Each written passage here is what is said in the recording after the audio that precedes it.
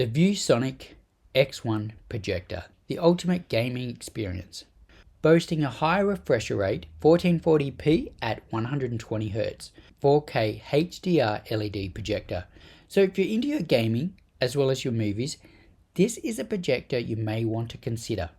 It's primarily designed for gaming, but don't worry, it's also got your movies covered.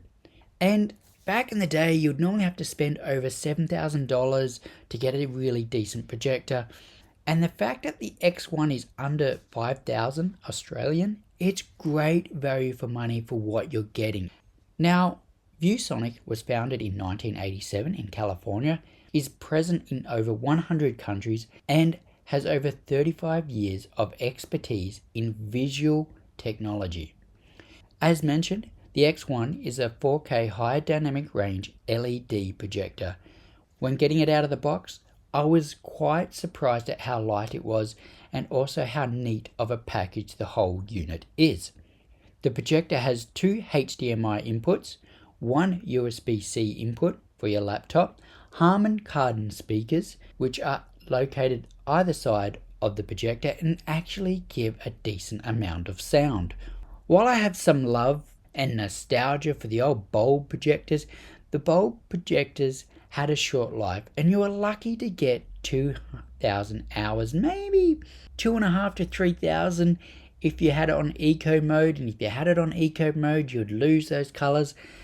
Thankfully those days are gone, and the X1 will give you, with the LED technology, 60,000 hours of lifespan. Now that's an incredible amount of hours of watching or playing games, enjoying your movies, or even work-related presentations.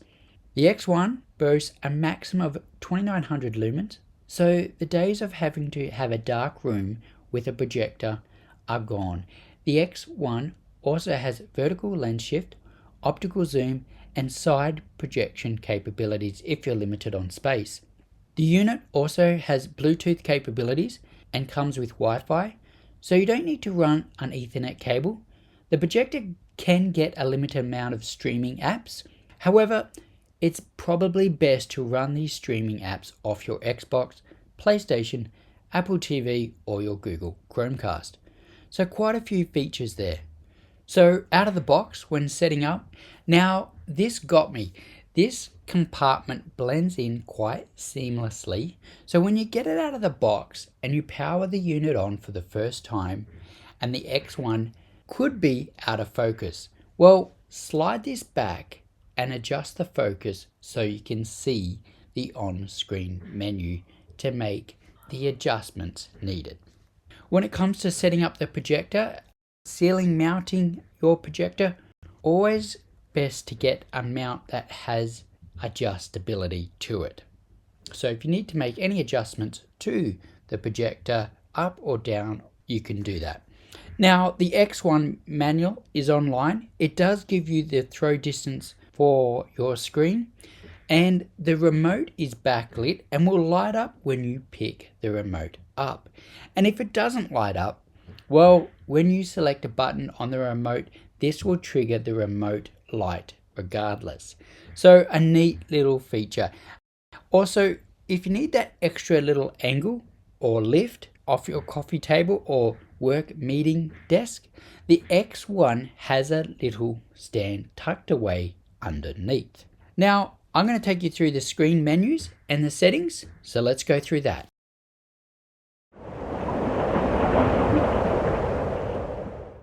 So the ViewSonic projector has quite a few settings, and if you hit the settings icon, which is the cog on the remote, same as the one there, here are the display settings, the aspect ratio. Now I have 16:9 selected, but in here you can also select 4:3, 16:9, 16:10, and 2:35 and native.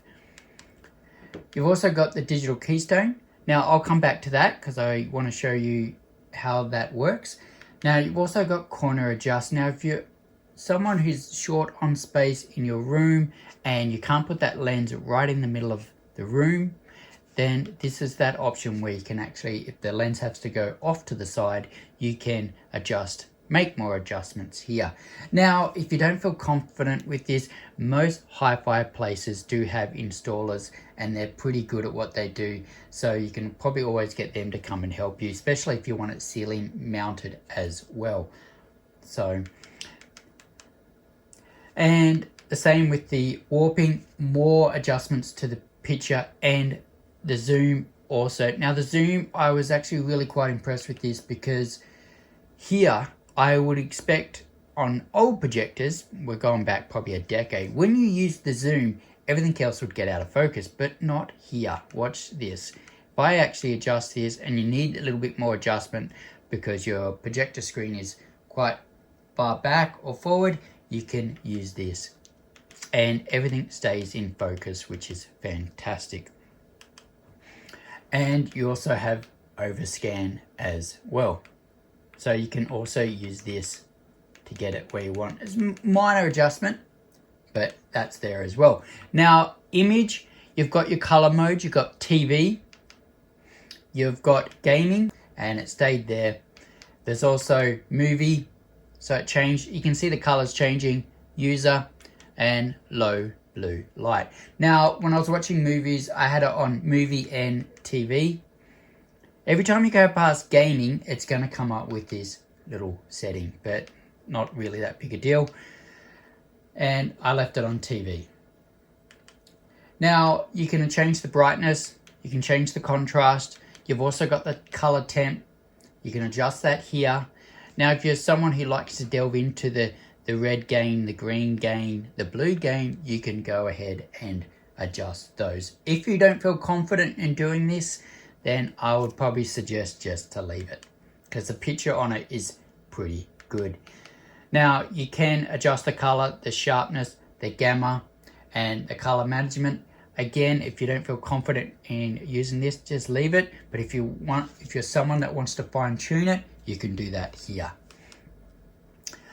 Silence mode, I actually found the fan pretty good, so I didn't have to use this to actually get the fan to be quiet. But if you want it to be quieter, you can put that on. But I had no issues with the fan. I actually thought the fan was totally fine. Okay, power management. There's settings here for the power management. There's basics. You've got your audio settings, presentation timer. Now, pattern. This is what I wanted to show you before with the digital Keystone. One thing you want to do when you get your projector is go into pattern, turn the test card on. And that'll give you a test card where you want to make sure everything's right. Now, what I meant by the digital Keystone, if we go back here to display and we go Keystone, and I've got it on manual, the auto vertical Keystone is pretty darn good. So if you do have it on a coffee table, maybe have that on and see what kind of image you get. It is pretty good. But if you're not happy with it, you can go to manual. Now, I've got it on -4, which is pretty good.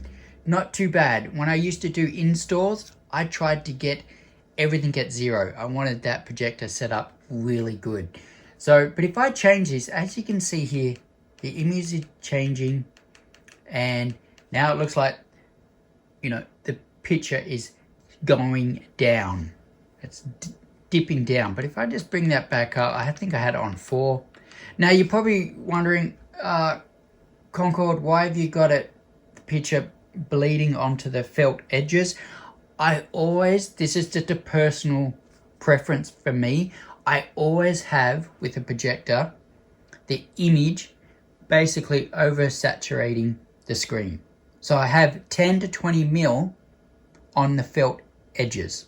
But the reason I do that is because sometimes, just sometimes, depending on which streaming or what channel you're watching, sometimes the aspect ratio isn't quite right. So sometimes 16:9 in some service providers isn't always the same. So if I over-exaggerate that image just slightly, it means on the side, I'm not going to get the black edges. So if I just exaggerate it by 10 mil, it's always gonna fit. And 10mm, you're not missing out on much. I should say that gives me another point to make. If you get a projector screen, I'll come here. Having felt edges, if it's felt, it'll soak up that image. If it's metal, you might see it reflecting a bit. I always go for a flocked or felt image, material, I should say, and it will soak up that image. So a bit of a tip there, and it looks a lot better. Yeah, but as you can see here, on the side here, that's perfect, all the way up. Now, I could move the projector in and get those circles right in the edge here, but as I said, I like to exaggerate the image by a bit. Totally personal preference what you want to do there. But that is having the test screen, I should say test pattern. Do it, it'll really get you set up and get the picture where you want. So when you have a menu come up, you know it's always going to be in focus and straight and aligned. Okay, so we were back there with the test card. I'm going to turn that off. I'll press the button again. Now there's more options there. We've got the advanced settings, so if you are someone who really wants to go into more system settings, you've got that there. And this is something I wanted to point out.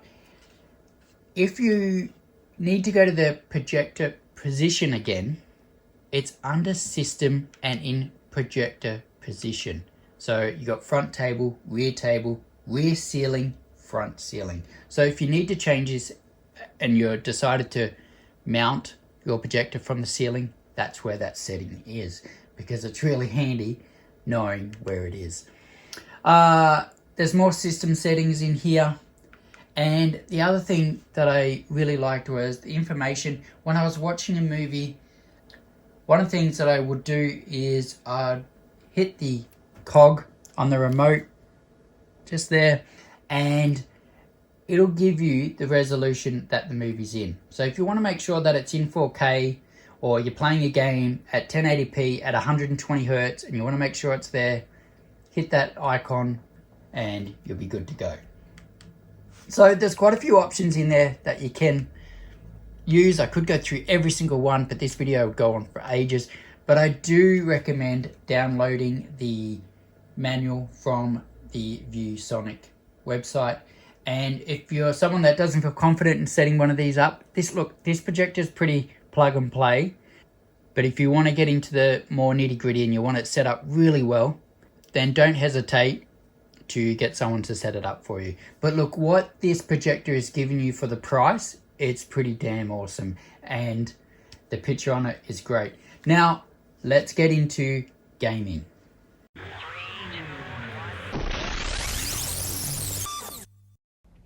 Now onto gaming. Now, when gaming, check that your settings on your console, Xbox or PlayStation are enabled for higher refresh rate gaming. I was using my PlayStation 5. Now, the X1 boasts with a 4.2 milliseconds ultra fast input.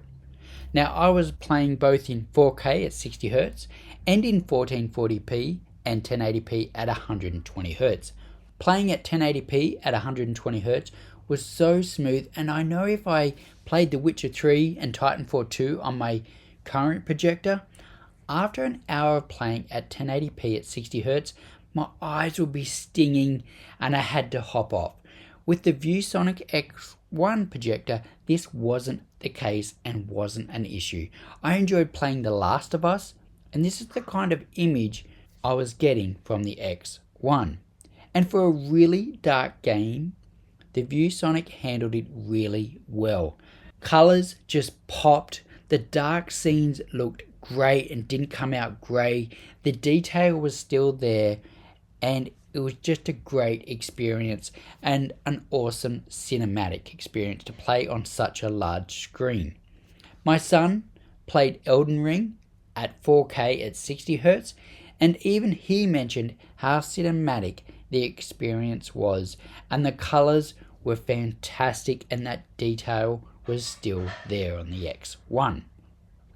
I also played some Fortnite. Yep, and I admit, I'm not the best at this game. Even my kids won't hesitate to tell you that, but I still enjoy the game now and then.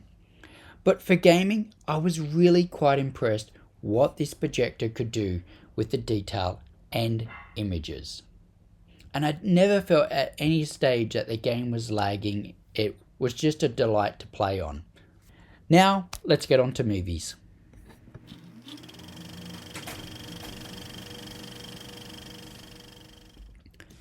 Now, how does the X1 go with movies?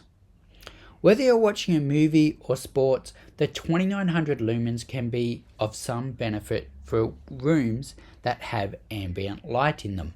So if you have a room that's quite lit up, this is still going to give you some pretty decent pictures, especially if you want to have some friends over to watch a sporting event. Now, if the room isn't completely dark, the X1 will still process a really nice picture. These were the images I was getting in 4K and streaming off of YouTube. Now, colors are really nice. The HDR, like when gaming, and when you have a good source, this projector can produce some really nice black levels without going grey. I played Alita Battle Angel on Blu-ray in 4K, and the colors and the black levels were great. The detail was there. I also watched Fallout, a series on Amazon Prime, and the scene wasn't well lit, and the X1 handled it quite well. So whether you're streaming or playing Blu-rays, the 4K HDR comes up really nice. So you'll also get enjoyment watching movies through this projector. Now, in conclusion, for a projector that's under $5,000 in Australia, I was really impressed with the features and the picture and the refresher rate that it was giving. It's a nice all-rounder for all applications, whether you're using it for work, for gaming, and movies. For what you're paying, you're getting a pretty good projector, I think. Anyway, this is distributed by Synergy Audio, so check if your HiFi retailer is stocking this item and have a look at this projector, because it might be something you'd want to consider. Anyway, that's it from me. Thanks for watching, and if you like this kind of content, hit that subscribe button, hit that like button, and I'll see you next time.